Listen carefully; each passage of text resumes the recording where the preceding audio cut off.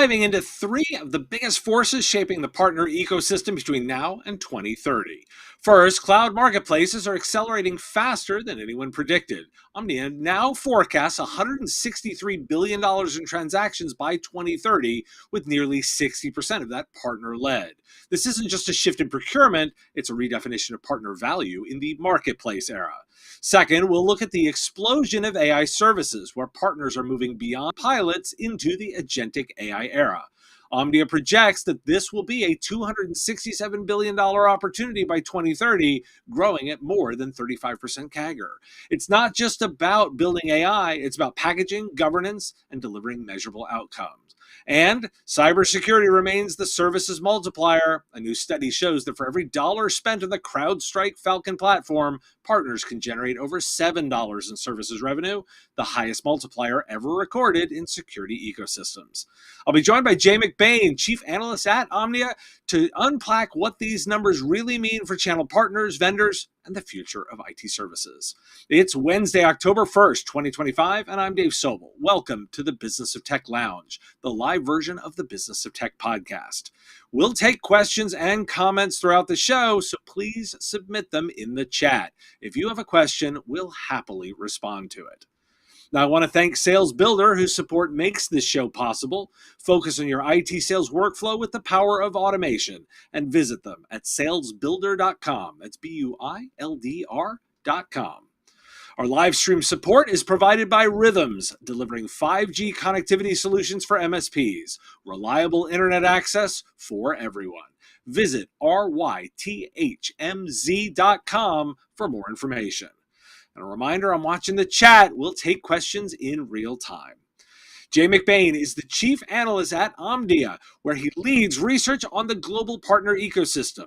Widely regarded as one of the most influential voices in the channel, Jay tracks the strategies of hyperscalers, ISVs, distributors, and service providers, offering data-driven insights into how technology markets evolve. Jay's work has shaped how vendors and partners think about marketplaces, AI, and the future of services. And he's a frequent flyer here on the show.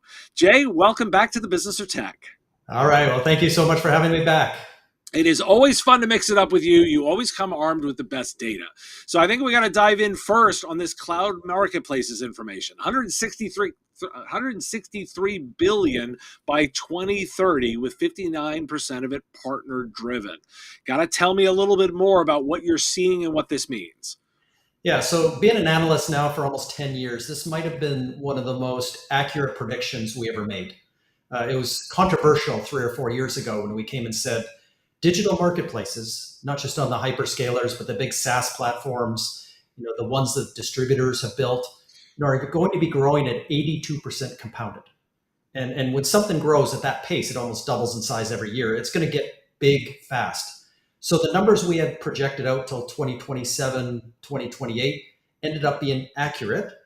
And now we've extended it to 2030. But we're at a point now where the hyperscalers, just the top 3, have $467 billion in dry powder or in enterprise credits and commits that are already sitting on the books. And now we've seen Oracle jump into the mix, and they have future contracts, which almost put them in the $1 trillion club a couple of weeks ago.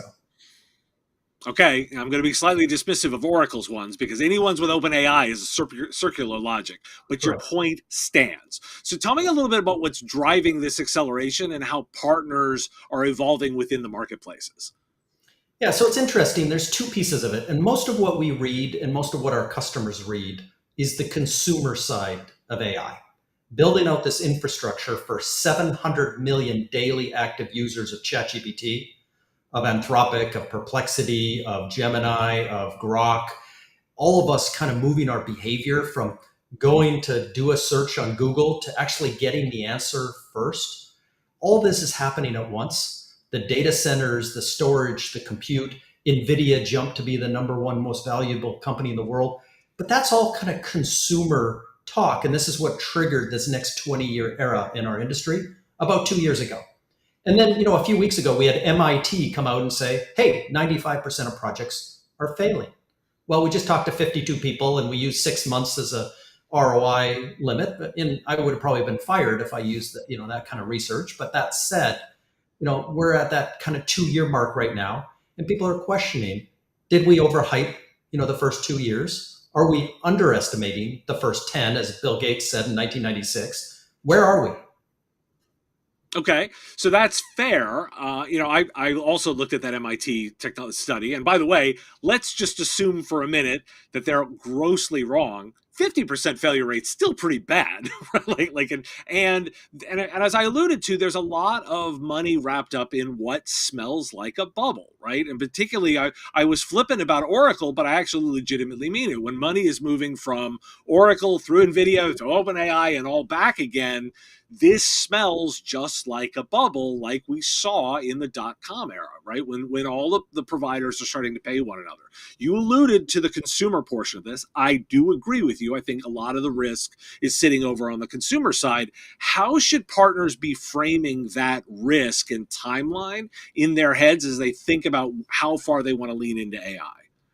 Yeah, I'd be careful again about talking about bubbles, because it really looks like a bubble, like a chip maker being worth almost $5 trillion. Does seem like a bubble when others can catch up, and when a government over in China can say we're not buying any more of your product, and as the world gets into sovereign countries that want to keep the data in house and work with local companies, yeah, that element might be a bubble. And if I'm thinking with my retirement funds and things like that, I got to be careful of going all in on some of these the companies we see today. But I'll remind you back to before or after the dot-com bubble, we kind of had the social media surge. We were all asking, Facebook at the time and others, Instagram and others at the time, well, what does this mean? If you have billions of users, if you could, somehow get $1 or $2 or $10 for each of those users and figure out some sort of business model around it, you'll be one of the biggest companies in the world. And then that's ended up what happened. And now yesterday, OpenAI and now ChatGPT supports e-commerce. Not only are you researching a product, there's going to be a buy now button. And while it's early days and things like that, you start to think, if there's 700 million people using it every day, and at the end of the prompt, at the bottom of the answer, there's a little buy now button, you start to think, well, maybe there is something to it, again, on the consumer side. On the business side, there is phases in AI. We're in the first 3 to 5 years of agentic AI. This idea that we all become superhuman, that data, flows from all these different systems that we have in our company. Agents move through side and back doors, highly secure, that do things that humans would take a long time clicking on buttons and logging into systems and things to do. We move into physical AI. After that, we move into really the world and the promise of AI, which is getting 99% of the world's business data today that hasn't been trained or tuned into models yet. 83% of which sits in cold storage at the edge. Every flight you've ever taken, every bank transaction you've ever done, these chatbots will get very smart, and the service and support and everything we do in our daily lives changes when that business data gets introduced to models. And that's where the channel and partner opportunity sits. So I'm with you theoretically and directionally. Like it's the timeline that I want to push on a little bit. And by the way, so you laid me up really well, right? Having lived through the dot-com era and lived through the social bubble, what I'm also going to point out to everybody is the crash for the dot-com was roughly 2002, right? So we go through the late 90s timeframe, crashes in 2002. Social doesn't start exploding for another 5-7 years. We're with the launch of mobile, and more importantly, like the iPhone and mobile photos, right? So we can drive. There's a gap right there. There's like a 6-year gap from the crash to the next wave. The data here is talking about 59% of marketplace revenue projected to be partner led by 2030.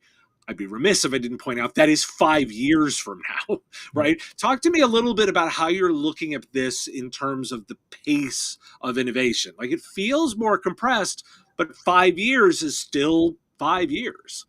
Yeah, and at the end of 5 years, having AI-related services. We're not talking about NVIDIA or OpenAI or Microsoft or anyone else. Now we're talking about a partner opportunity at $267 billion. That's a big number. It's growing at 35%. It's actually one of the fastest growing areas in our entire industry. Cyber is only growing at 1/3 that pace. There's no hardware or other software categories growing at that pace. So if I'm thinking about, a big opportunity, where does it sit? Well, it sits in the everyday services that we sell today. The average MSP or the average VAR today has 3.2 different business models. They look like a consultant in the morning. They're building, designing, architecting in the afternoon. The next day they're procuring, provisioning, perhaps implementing, integrating, managing. So there's hundreds of services before, during, and after the customer's transaction. And those services never end. They're renewed every 30 days forever. So I start to think through just the lens of what are the services that customers are buying because they can't find the AI talent themselves over the course of time, and how do we engage, at our customers in that opportunity? So that's one of the things that we're watching is, what do the services look like? What kind of skills do we need and certifications and competencies to deliver? And then what could be the things, back to your bubble comment, that partners are going to miss? And there's some things that are screaming at us right now that are making us nervous in terms of your average MSP or average VAR that could miss in this next cycle in the next 3 to 5 years. That's an interesting way to think about it. By the way, for those that are watching, make sure to throw those questions and comments in chat. I will definitely take them in real time. I've got that right up on my screen to pull up when we're ready. But Jay, you've set me up perfectly to transition into the second report, which talks about partner-delivered services around AI, and particularly that agentic AI, which we're talking about autonomous, workflow-embedded agents. And that's projected to reach $267 billion by that 2030, growing at that rate of 35.3 CAGR. Like, this would be one of the largest and fastest growing opportunities in the channel, far exceeding cybersecurity, which everyone knows that I'm kind of down on. The idea here is to look for those new, moving from experimental transitional generative AI pilots into actual agent-driven business processes. Talk to me a little bit about what you're thinking about that transition means, again, over a 5-year period, like some of the specific outcomes that providers are starting to or thinking about or leaning into. Yeah, if you start with customer first, I'm going to play out what your bubble is, and Okay. if anybody's an investor, here's the secret: is that if you look at unicorns, companies becoming worth $1 billion, it's all on paper, it's all in terms of how the money flows from private equity and venture capital. But half of this year's unicorns, the 100 new companies that become unicorns this year, are AI companies. Those are at high risk, and even the VCs and PE firms behind them know that their hit rate's going to be maybe 1 out of 10. Sure. But they know that 1 is going to pay off the 10 because it's going to pay off at 100 times. And there's going to be super winners. New trillionaires are going to be created for the first time in this 20-year era. We all already know a couple of them. Elon Musk will become a trillionaire, perhaps Sam Altman or somebody in, the bigger large language models. But there's 2 or 3 trillionaires that we don't know their names yet. And they're going to run up the middle. But here's what is happening. We now know a couple of years in that AI itself isn't a product; it's a feature. Mm-hmm. So if I run a restaurant, if I'm supporting a restaurant, managing all their devices and things, the restaurant's probably running on a platform like Toast or Square, Clover, whatever it is, and it manages all parts of their business. Kind of like as an MSP, you run PSA, like a ConnectWise, Kaseya, Enable, whatever, to run all pieces of your business. Right. You're going to see agentic AI for the first time through that platform. You're not going to go buy Copilot or go buy Agentforce from Salesforce as a product to add on to Toast to go manage your billing, your online orders, your staffing, your food, all the restaurant management behind the scenes, the 100 things you need to do. You're not going to go buy a product that's going to add to that. You're going to wait for Toast or Square, Clover to go build that inside.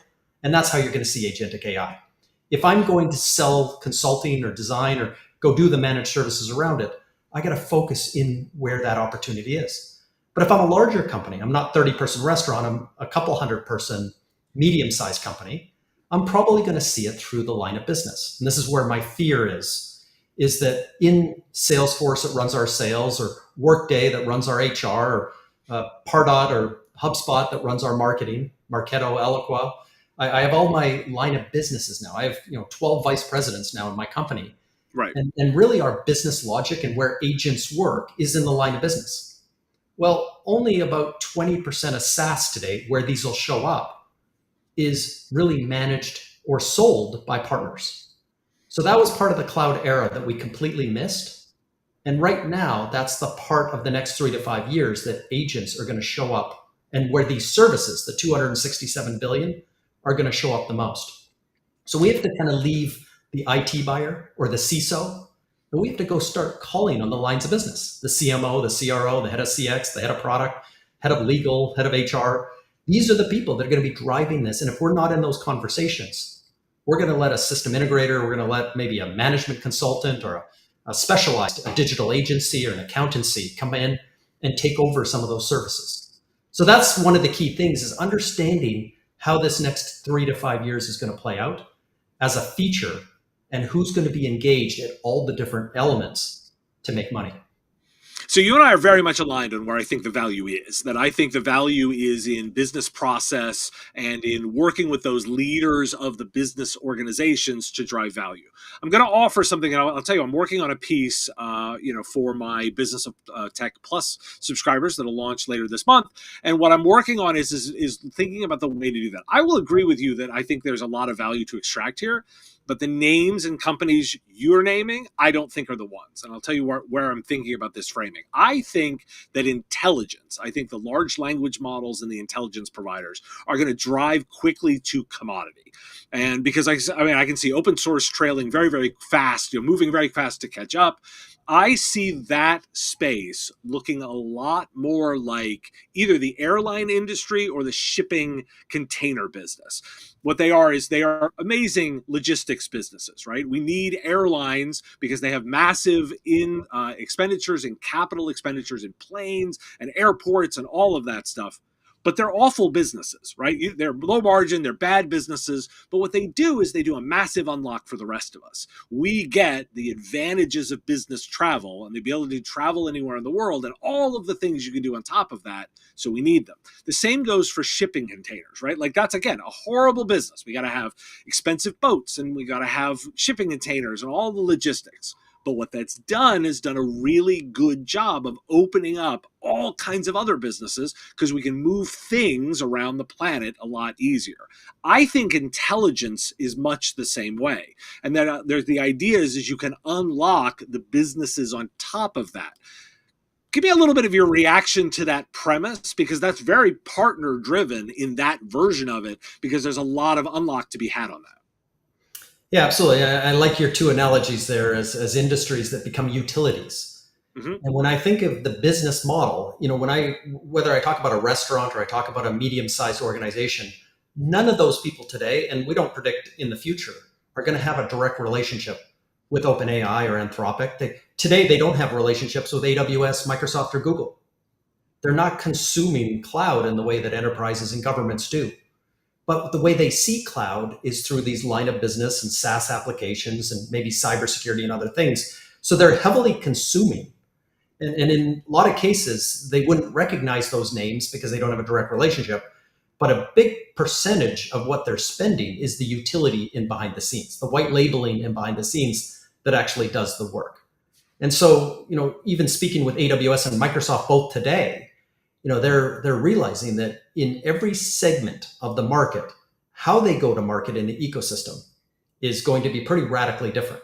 How they go to market in industry with different buyers, with different product sets are going to be very different. But in all cases, it's a partnership, or what they're calling platform play, driving integrations, driving these services and channel relationships, all of the alliances necessary, even with competitors.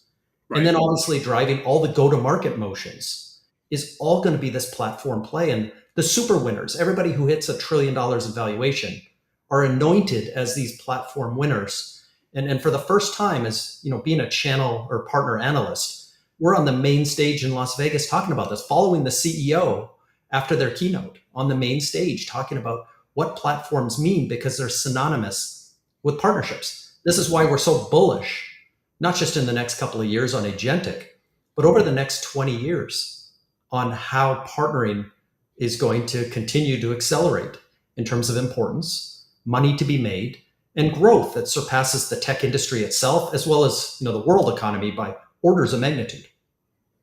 What do you think that does for the partner side of the business model? Like, what do the partners need to be thinking about the way they go to market, the services they're considering? Like, what does it do to their business model? Well, it's interesting. And we've been under a time of change, and we happen to be recording this on October 1st. Right. Microsoft, for example, which has been many partners' number one vendor for more than 40 years, has just cut distribution today by 2/3. They go from 180 distributors yesterday to 60 today. They just cut off the long tail. Any partners that do under a certain amount, $1,000, are no longer a partner. And that's 100,000 partners cut. Right. They went and changed direct billing. Your relationship with Microsoft Direct at $300,000 is now $1 million. So they've just sent tens of thousands of good-sized partners to distribution, and there's nobody at Microsoft that's going to pick up your email or your phone call. That's just one vendor. Cisco is moving to that in February. And Cisco, to many partners, would be kind of number 2 on legendary kind of program partner-friendly companies.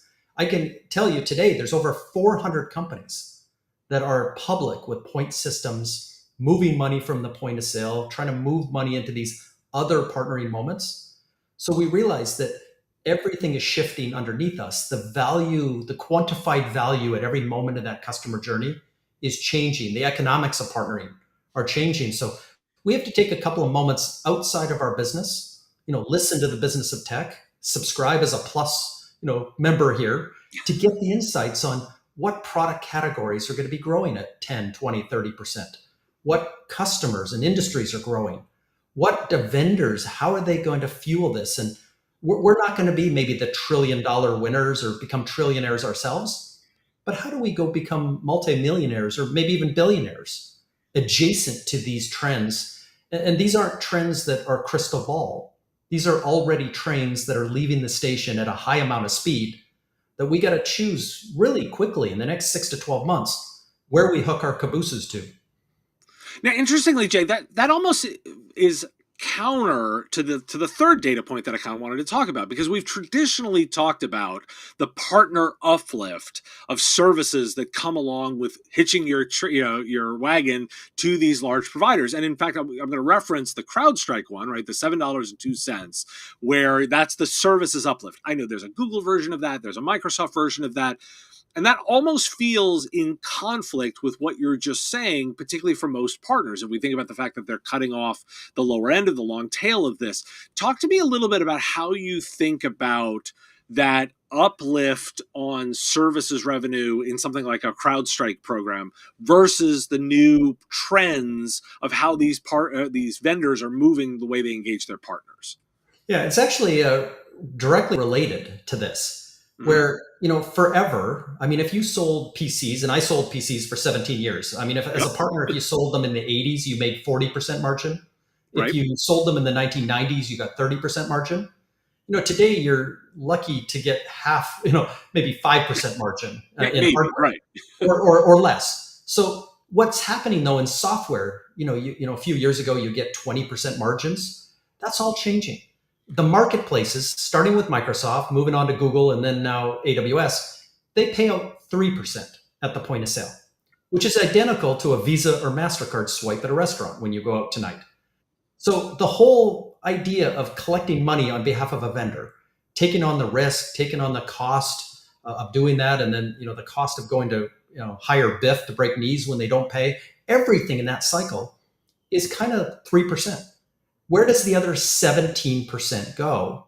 Well, that's this point system, spreading it out like peanut butter. These vendors like CrowdStrike want to pay at the consulting level and design and architecture work, the advisory level, because at moment 12 out of the 28 moments before a customer buys, that's when the decision's made. It's not at the point of sale. We don't show up and buy a pack of gum at the gas station. We're buying $1 million in cybersecurity, and we trust 7 partners to take us home.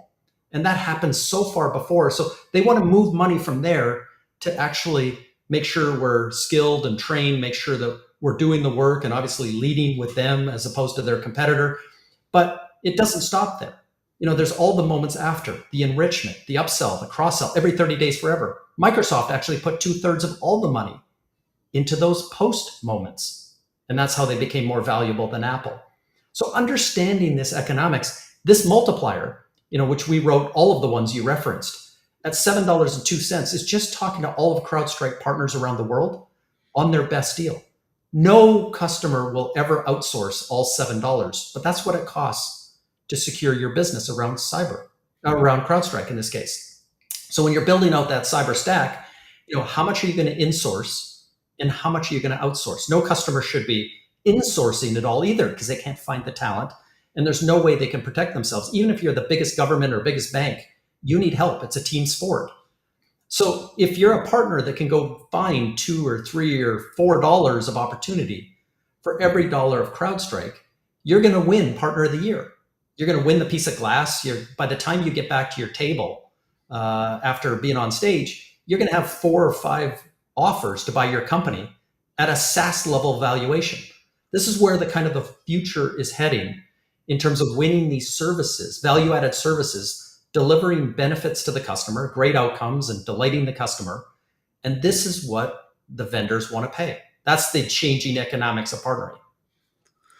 Now, what do solution providers miss in the subtlety of all that, right? Because in a way, because often the headline there is the $7. You've pointed out by the way, high performers are getting 4, right? That's an interesting subtlety of that. Tell me a little bit about what partners miss about the way they should think about the way they go after this that gets lost in this discussion. Yeah, I mean, one thing is if you come from a traditional VAR or MSP background, a lot of the margins that we had in decades gone by funded a lot of the work we do with our customers. So we would consult for free, we'd design or we'd configure price quote for free. We'd be there always. We'd be on call, we have our little pager and 24/7 be there for free, where other companies like Accenture and Deloitte and other integrators, they charge for every dollar, they charge for every minute. It's like being a lawyer. You staple something, they'll charge you for it. And so this is the nuance, is that inside that $7.02, taking an extra minute to understand that someone else is going to charge the customer for the time we're spending. And we may not be charging enough. We're probably missing the opportunity maybe by a 0 in terms of somebody else. There's always the talk of McKinsey or Accenture wouldn't even talk to you for $1 million.